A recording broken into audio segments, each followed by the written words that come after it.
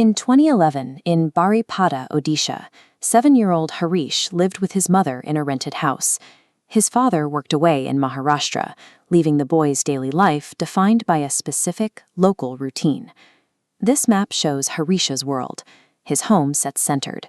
School is 500 meters one way, his grandmother's house 400 meters the other.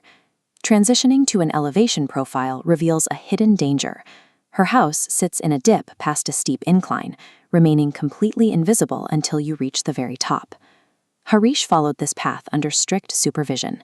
His mother handled the school runs, and his grandmother was almost always mating at his house when he returned.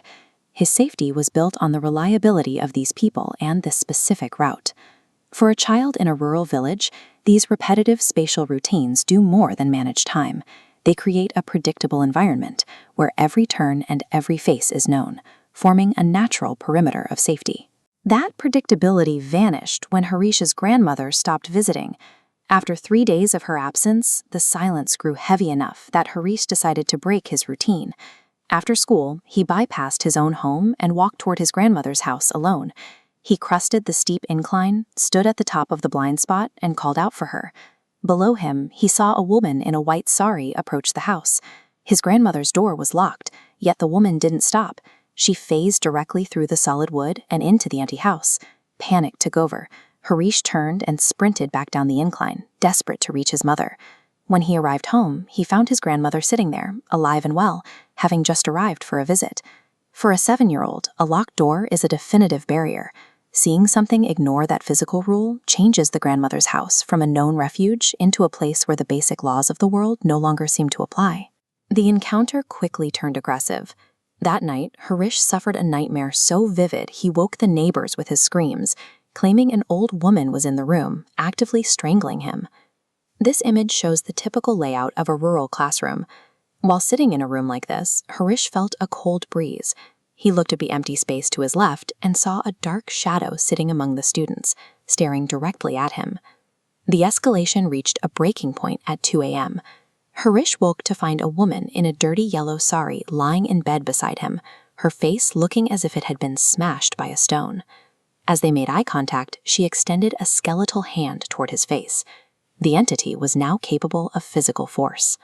Later that day, while Harish was simply watching television, an unseen hand grabbed his thumb and violently dragged him under the bed. The entity was closing the distance. By moving from a distant sighting to a dream, then to a shadow in a classroom, and finally to a physical assault, the spirit demonstrated a targeted, increasing interest in Harish himself. Desperate, Harish's family took him to a local saint, a Pir Baba. The Baba didn't need a long explanation. After a short ritual with water, he identified exactly what was hunting the boy. He called it a Chirkuni. In the folklore of Odisha, this is the spirit of a woman who died during pregnancy, leaving behind a soul defined by unfulfilled maternal longing. This photo shows the chaotic environment of a local market. The Baba revealed that Harish had been marked at a shortcut near a market just like this, specifically at a spot where 3 roads intersect. The Chirkuni's motive was grounded in her own tragedy. Driven by the desire for the child she never had, she intended to claim Harish as her own and pull him into her world. Identifying the spirit as a Chirkuni gave the family a way to categorize the terror. It framed the haunting as a manifestation of maternal grief, providing a specific cultural logic for why a child was being targeted. To sever the connection, the Baba prescribed a ritual with very specific physical demands.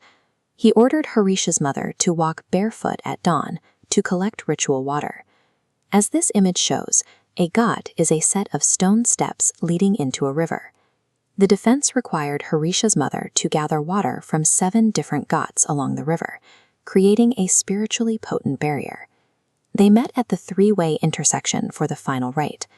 After the Baba poured the water and placed ritual flowers, he gave Harish one absolute command: walk home and do not look back, regardless of what he heard. But as he was being carried away, the overwhelming fear became too much. Harish glanced over his shoulder. He saw the Baba spinning a pot of water in the darkness, and despite the Baba's back being turned, the saint immediately knew the boy had broken the rule. The broken rule led to a final, difficult week. Harish fell into a deep spiritual withdrawal, weeping constantly and hearing the ghost calling his name from the shadows, trying one last time to pull him back. After 7 days, the crying stopped, and Harish returned to normal life.